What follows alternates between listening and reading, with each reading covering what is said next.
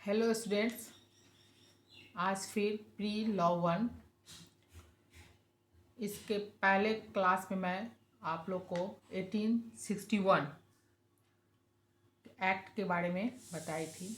इससे पहले मैं आप लोग को बताई थी 1858 यानी एक्ट ऑफ 1858, 1861 और उसके बाद आपको आज मैं बताने जा रही हूँ 1892।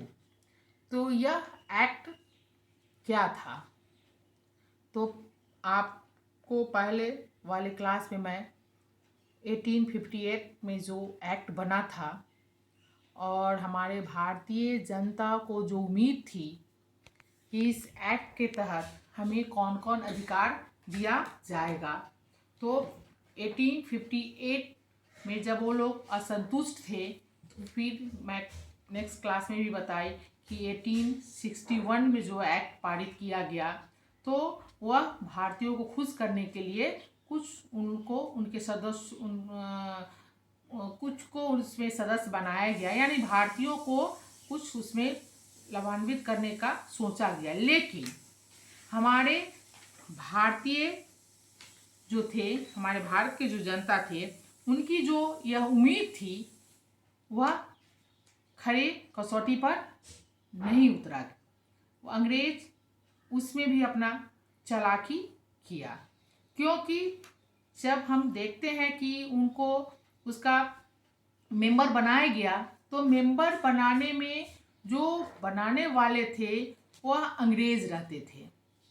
तो अंग्रेज भारत के जनता के बारे में उनको उतना नहीं समझते थे, तो वह उस समय भी असंतुष्ट थे कि इस एक्ट में भी हमें जो उम्मीद थी वह नहीं मिली।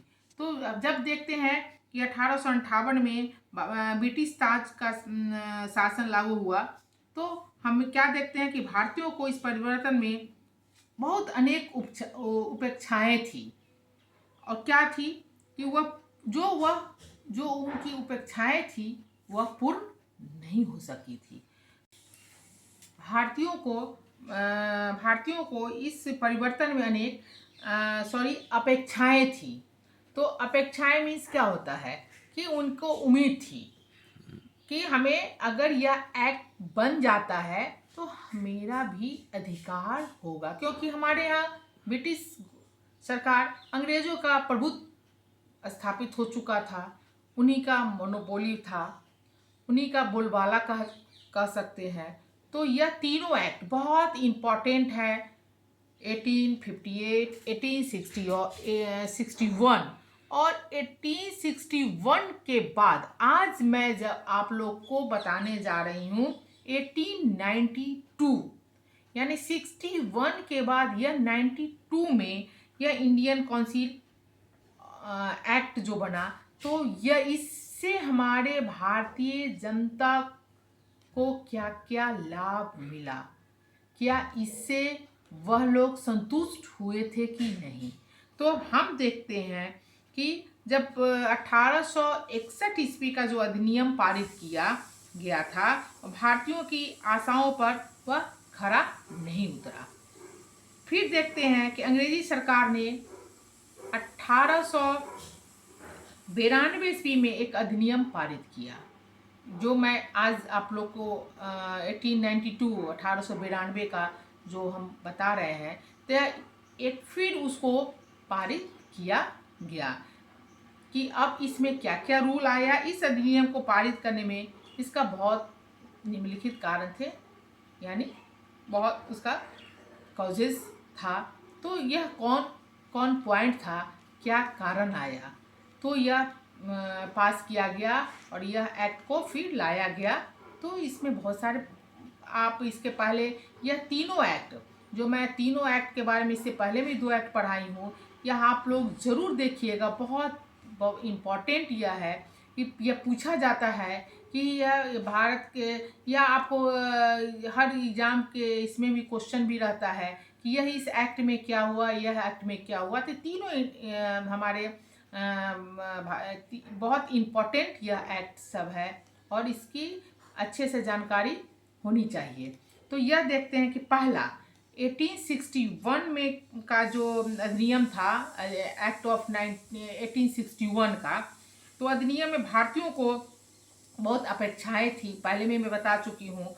इस अधिनियम के द्वारा विभागीय प्रणाली लागू किया गया। पोर्टफोलियो सिस्टम जिसको हम कहते हैं, वह इसमें लागू किया गया था। तो किया गया, और इसमें क्या था कि भारतीयों को प्रतिनिधित्व दिया गया, भारतीयों को प्रतिनिधित्व किया गया, किंतु भारतीय इसे संतुष्ट नहीं थे, क्योंकि उनकी जो उम्मीद थी, मैं पहले भी बता चुकी हूँ कि उस उम्मीद पर वो लोग खरे नहीं उतरे। उसमें भी वह चालाकी किए, क्योंकि वह उसमें भी अधिकार जो है वह अपने हाथों में ले लिए। तब अब क्या होता है, क्योंकि भारतीयों के प्रतिनिधित्व करने वाले प्रतिनिधि अंग्रेज के द्वारा ही मनोनीत किए जाते थे। वह किसके द्वारा किया जाता था? तो मेन तो अंग्रेजों के हाथ में था, वह अंग्रेजों के द्वारा ही किया जाता था। वे सब अंग्रेजों के ही संपर्क से होते थे, यानी वह जो भी होता था वह बिना अंग्रेज के से राय लिए हुए, सजेशन लिए हुए, उसी के संपर्क से होता था। भारतीयों की समस्याओं के विषय में उन्हें कोई ज्ञान नहीं था, यानी भारत के जनता के बीच में क्या प्रॉब्लम है, उनकी सोच क्या है, तो वह अंग्रेजों के दिमाग में यह नहीं आता था। वह उस चीज़ को थिंकिंग भी नहीं कर पाते थे, सोचते भी नहीं थे।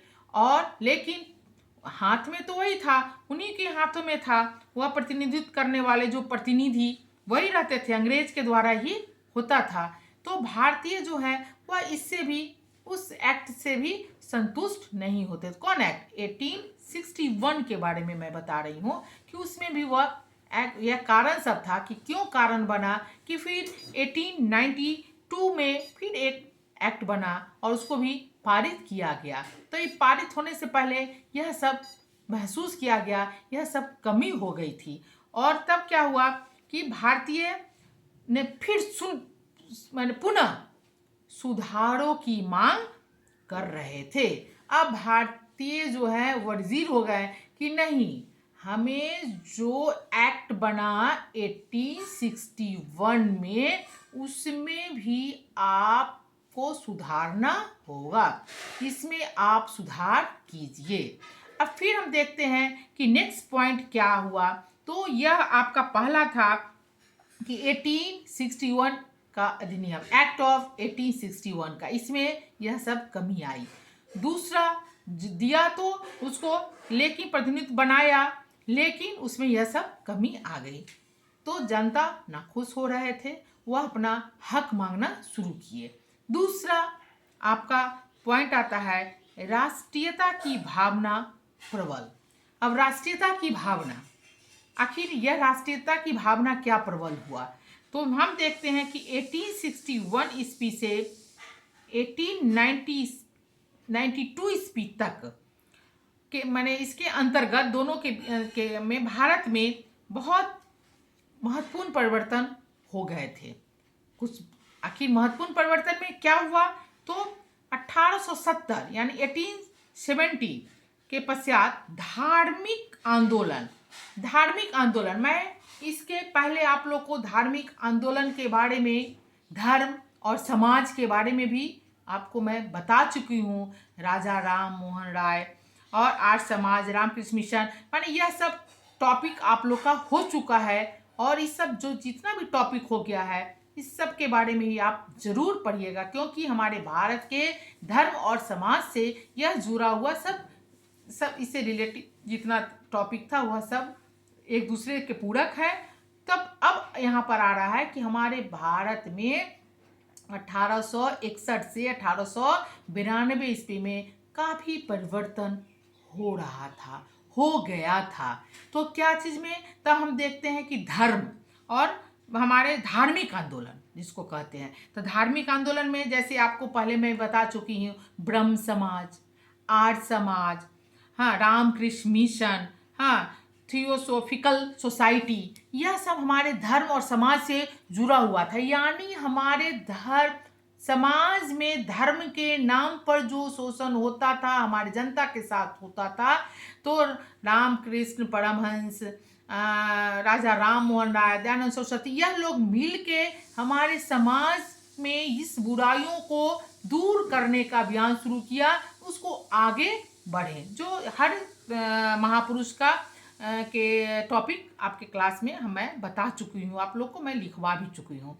तो यह हमारे यहाँ इसमें परिवर्तन हुआ। तो आखिर क्या परिवर्तन हुआ? तो क्या होता है कि शिक्षा पश्चात क्या हुआ, शिक्षा के प्रभाव, शिक्षा, आपको शिक्षा के बारे में भी बता चुकी हूँ कि अंग्रेजों में शिक्षा का क्या था, इसके बारे में भी हो चुका है क्लास में।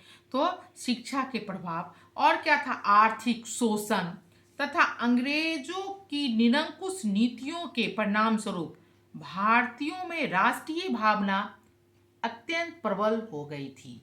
राष्ट्रीय भावना यानी अपने राष्ट्र के प्रति, अपने देश के प्रति, क्योंकि बार बार यह जो जितना दबाव आ रहा था हमारे धर्म के में भी आ रहा था, शिक्षा में भी आ रहा था, यहाँ तक कि आर्थिक शोषण होता था। तो सबसे मेन आर्थिक शोषण, लोग भूखे रह जाते थे, बहुत सारा होता था। तो यह सब जो सामने में आते रहा और भारत के जनता जो है वह अब अपने अपने को स्वतंत्र करने के अपना स्वतंत्रता चाहते थे, अपना हक जताना चाहते थे, यह आप कह सकते हैं। तो क्योंकि जब 1857 का पहला स्वतंत्रता संग्राम का बिगुल बजा फुकाया, तो जनता धीरे धीरे वह सुसुप्तावस्था में जो था वह जागना शुरू हो गया था।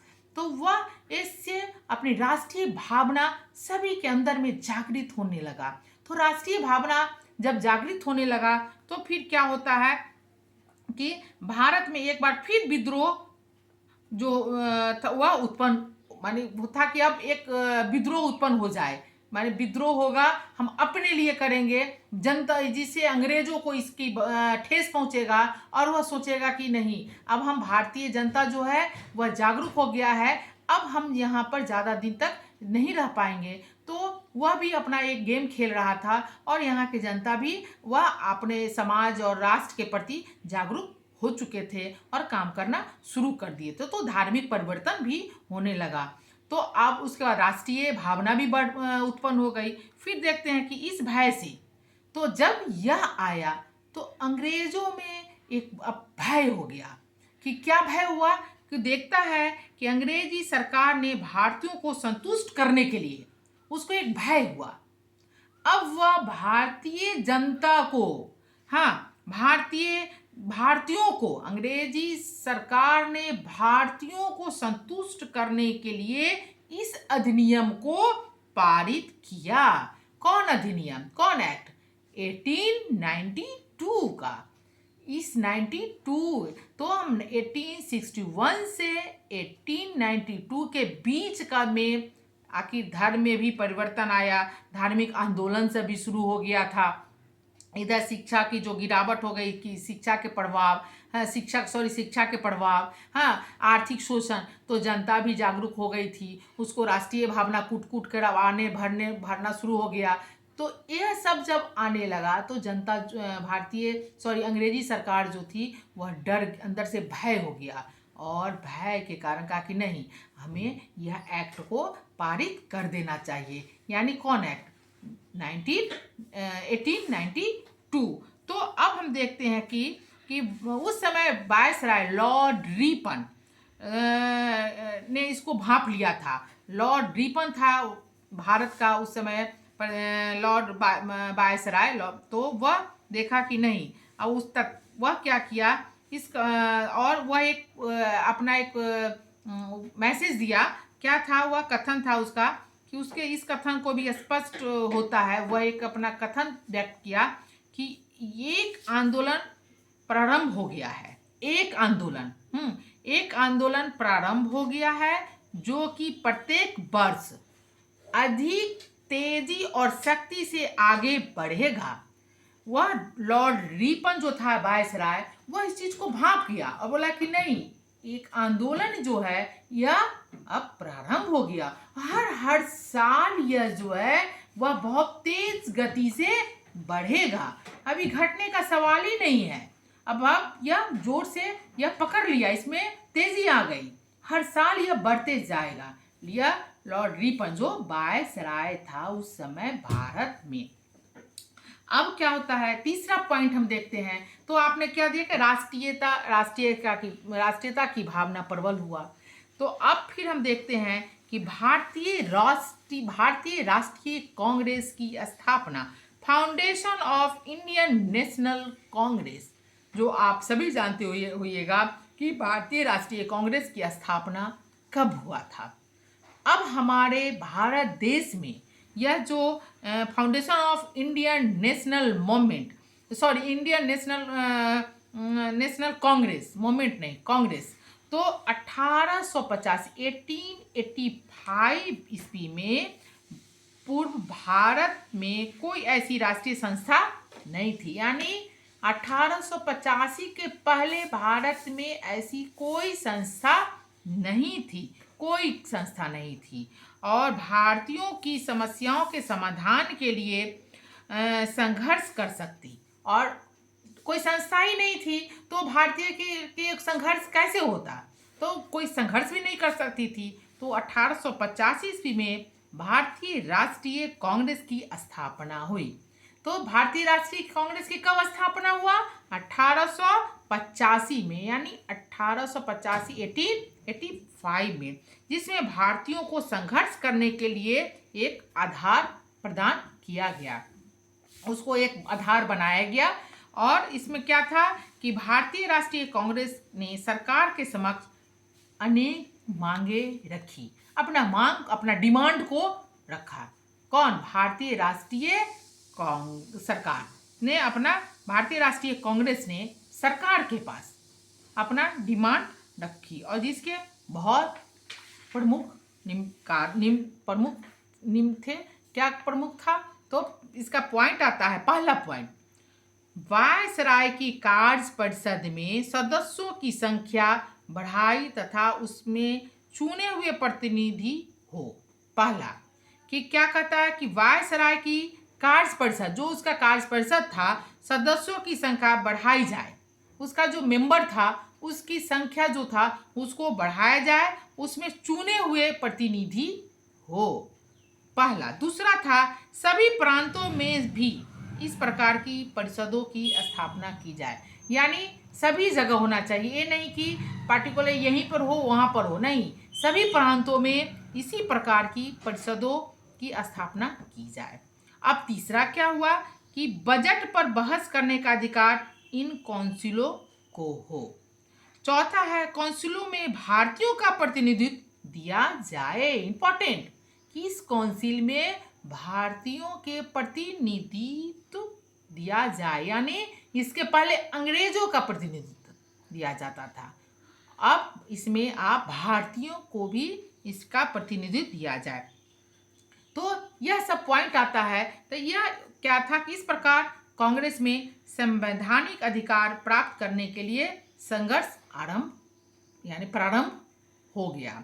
अब सरकार ने कांग्रेस को संतुष्ट करने के लिए, अब सरकार के सामने में हुआ कि यह जो कांग्रेस का जो बना और यह अपना जो प्रस्ताव रखा, तो अब सरकार इस पे अपना सोचा विचारा और इसको संतुष्ट करने के लिए क्या किया, यह अधिनियम को पारित किया। और जिसमें एक है जीएनसी ने लिखा है, सिंह ने लिखा है कि 1892 ईस्वी का अधिनियम भारतीय राष्ट्रीय कांग्रेस के कार्यों का प्रथम परिणाम था। क्या था यह प्रथम परिणाम था। अब हम देखते हैं कि यह अधिनियम जो था यह क्या था कि main provisions of act of 1892। तो यह क्या था कि 1892 ईस्वी के अधिनियम की प्रमुख धाराएं, इसका क्या था। तो अब हम देखते हैं कि इस अधिनियम के प्रमुख धाराएं, किस अधिनियम का, 1892 अधिनियम का, इस एक्ट का कुछ इम्पोर्टेंट इसकी कुछ धाराएं थी। वह क्या था धाराएं? तो निम्नलिखित थी। पहला क्या था कि इस अधिनियम, ये जो अधिनियम था, इस अधिनियम के द्वारा विधान परिषदों की संख्या विधान परिषद की सदस्य की जो संख्या थी वह संख्या में वृद्धि की गई। पहला कि इसमें वृद्धि किया गया। केंद्रीय विधानमंडल में कम से कम, केंद्रीय विधानमंडल में कम से कम 10 और अधिक से अधिक 16 सदस्यों की नियुक्ति की गई। यानी उसमें सदस्यों को का मेंबरों को बढ़ाया गया। दूसरा, मद्रास और बम्बई, उस समय बम्बई था, जो अभी मुंबई है बम्बई, मद्रास जो अभी चेन्नई है वह मद्रास, मद्रास और बम्बई के प्रांतीय विधानमंडलों में सभी के अध्यक्ष एवं महाधिवक्ता को छोड़कर, अध्यक्ष और महाधिवक्ता को छोड़कर अतिरिक्त सदस्यों की संख्या कम से कम 4 और अधिकतम 20 निश्चित की गई। यानी 20 निश्चित किया गया। फिर तीसरा आता है कि बंगाल विधानमंडल में अतिरिक्त सदस्यों की संख्या अधिकतम 20 निर्धारित की गई थी, अधिकतम 20 निर्धारित की गई थी। उसके बाद है कि विधान परिषदों में गैर सरकारी सदस्यों का होना आवश्यक था।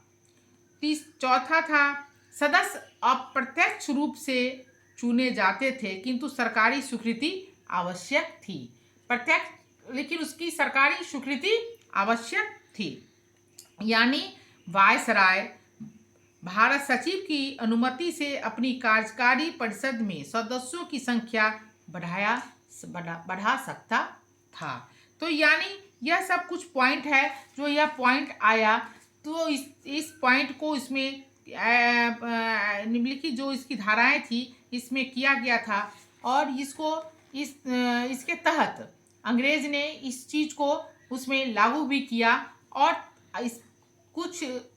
इसके बाद अब हम देखते हैं कि इस तीनों 1858, 1861 और 1892 यह सब एक्ट जो बना, तो यह एक्ट आपने तीनों के बारे में देखा कि कैसे उस एक्ट में हुआ, फिर दूसरा एक्ट में हुआ और फिर तीसरा एक्ट में जब जनता में भावनाएं अपने राष्ट्र के प्रति, अपने धर्म के प्रति जब वह भावनाएं आने लगी, जनता जागरूक होने लगा, तो अंग्रेज़ों ने भी अपनी चालाकी से ही सही तो यह इस एक्ट को वह पास किया और इसमें जो नियम रूल बना था वह दिया गया था, उसको भी उसमें रखा गया था। तो हम देखते हैं कि आलोचना भी इसमें कुछ हुआ कि क्या था कि 1892 ईस्वी के अधिनियम को भारतीय के द्वारा एक तीव्र आलोचना भी की गई। और क्योंकि यह अधिनियम जनता की अपेक्षाओं को पूर्ण न कर सका, यह आलोचना है। तो जब कुछ ऐसा होता है तो उसका आलोचना भी होता है। अतः आलोचना किया गया। गोपाल कृष्ण गोखले, फिरोज शाह मेहता, दादा भाई नौरोजी, WC बनर्जी और CY चिंतामणि, मदन मोहन मालवीय आदि सभी नेताओं ने इस अधिनियम का विरोध किया। यह लोग जो थे, हमारे जो नेता थे, यह सब इसका विरोध किया। इस अधिनियम से भारतीयों को कोई लाभ न था क्योंकि इसमें निम्नलिखित दोष थे। यह लोग बोले कि नहीं, इससे हम लोग खुश नहीं हैं क्योंकि आपने तो इसको पास किया लेकिन डिमेरिट भी इसमें काफ़ी है। तो आलोचनाएं भी होने लगी क्योंकि अब इसमें डिमेरिट भी बहुत सारा था कि विधानसभाओं के कार्य क्षेत्र अत्यंत सीमित थे, उसको सीमित कर दिया गया था। इसके केंद्रीय सरकार का अत्यधिक हस्तक्षेप था, इसमें केंद्रीय सरकार का सबसे ज़्यादा हस्तक्षेप था। तो बहुत सारा इसका पॉइंट आता है और विभिन्न संप्रदायों को प्रतिनिधित्व सही तरीके से नहीं दिया गया। इसमें सभी संप्रदायों के जो प्रतिनिधित्व था उसको सही तरीका से नहीं दिया गया। तो हम देखते हैं कि 1892 के अधिनियम में अनेक दोष थे, फिर भी अधिनियम को भारतीय संवैधानिक विकास का एक प्रमुख स्तंभ माना जा सकता है। दोष होने के बावजूद भी इसको एक स्तंभ, आखिर इसको एक स्तंभ के रूप में हम लेते हैं, इसको हम मानते हैं। और क्योंकि यह 1861 ईस्वी के अधिनियम के निश्चित रूप से अग्रणीय था। इस अधिनियम में निम्नलिखित विशेष बातें थी। क्या कि इस अधिनियम के द्वारा अप्रत्यक्ष ही सही किंतु निर्वाचन प्रणाली का जन्म हुआ। पहला, अप्रत्यक्ष ही सही लेकिन निर्वाचन प्रणाली का इसमें जन्म हुआ। दूसरा, इस अधिनियम के द्वारा ही पहली बार बजट पर बहस करने का अधिकार परिषदों को दिया गया। तो और सारे हैं, इस अधिनियम के द्वारा प्रतिनिधि सरकार की ओर एक कदम आगे बढ़ने का अवसर मिला।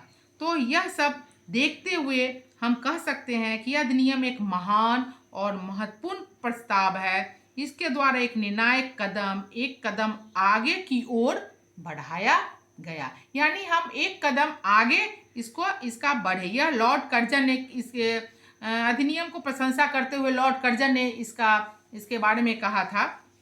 इसी प्रकार हम देखते हैं कि बहुत सारे इसमें परिवर्तन हुआ और यह भारतीयों के लिए एक कदम आगे बढ़ने का एक कदम साबित हुआ। और फिर देखते हैं कि अधिनियम रुक कर बढ़ने वाला एक असंतोषजनक कदम था। यह विधेयक एक विशाल इंजन के समान है जिसमें उसे चालू करने वाले आवश्यक पदार्थ को हटा दिया गया है।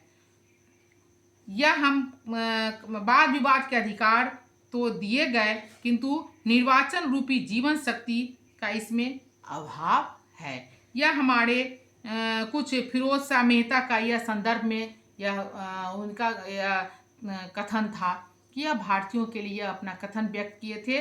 तो यह मेरा तीनों एक्ट जो हुआ और इस एक्ट में हमारे भारतीय जनता को क्या मिला, क्या किससे शुरुआत हुई, यह सब आपको इसमें डिटेल्स में मैं तीनों एक्ट के बारे में बताई हूँ। आप इसको ज़रूर पढ़िएगा, इसको सुनिएगा और आपको यहाँ प्रॉब्लम होगा, आपके पास बुक होगी, उस बुक से देखिएगा, आपको समझ में नहीं आएगा तो और आप हमसे पूछिएगा। इसका क्वेश्चन आता है कि 1858 ईस्वी के अधिनियम में पारित होने के प्रमुख कारण और उनकी प्रमुख धाराओं का वर्णन कीजिए।